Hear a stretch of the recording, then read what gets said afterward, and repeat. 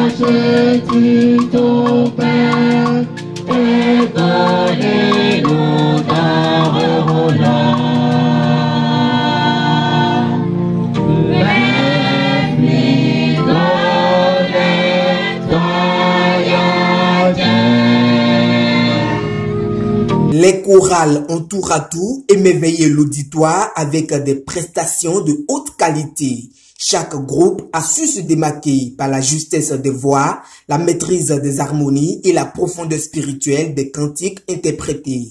Plusieurs responsables paroissiaux et chefs de chorale se sont exprimés soulignant la qualité des prestations.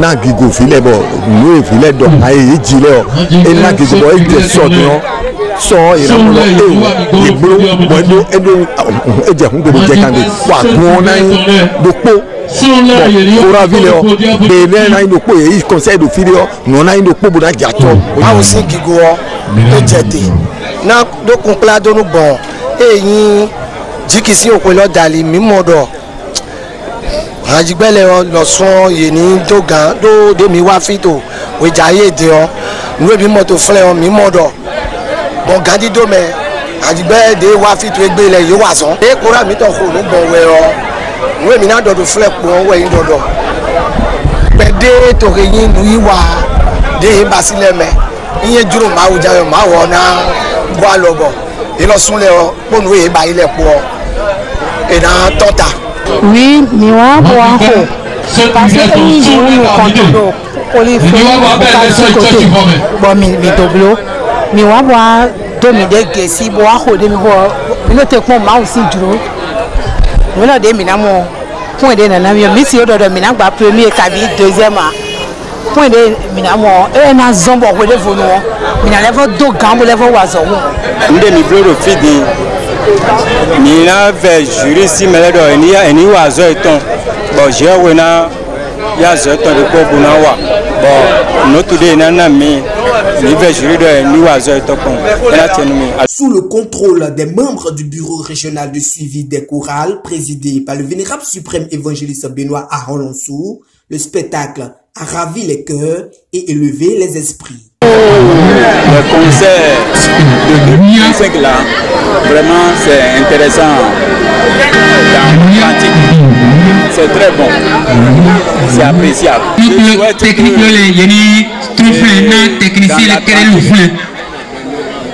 Que l'harmonisation soit encore plus évoluée quoi. D'accord. Alors je tiens à saluer les chorales qui viennent de passer. Ils ont fait une bonne prestation et je leur demande de continuer dans ce sens pour que l'objectif soit atteint. Et j'invite les autres qui restent de doubler d'efforts et de faire mieux que ce qu'on vient de voir. Ça va nous faire beaucoup plaisir. L'organisation de la GIC au niveau du BSC à Kazato a bien organisé à Kazato. Des partitions parfaitement harmonisées ont mis en valeur les cantiques du tome 2 de l'église du christianisme céleste. Par ailleurs, le rythme traditionnel phare de l'église, notamment à Wangbahon, a ajouté une touche d'authenticité et de ferveur à cette soirée spirituelle.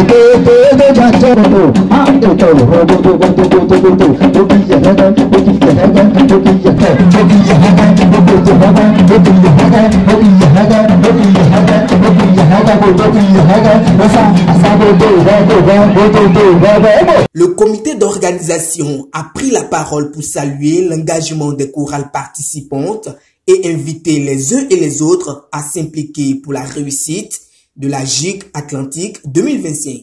En ce qui concerne les préparatifs, nous allons dire que jusqu'au jour où nous sommes, les choses évoluent comme il le faut. Et nous allons dire que suite à ce conseil de cette soirée, nous allons dire que les chorales sont en train d'évoluer selon leurs compétences. Nous allons laisser un parcours et nous allons recommander notre là. Nous allons dire que nous allons dire que nous allons tenter de faire l'homme. Voyez nous dire que nous allons aussi nous. Parce que nous allons sur les millions de nous caca et vivons. Nous allons BRC Atlantique,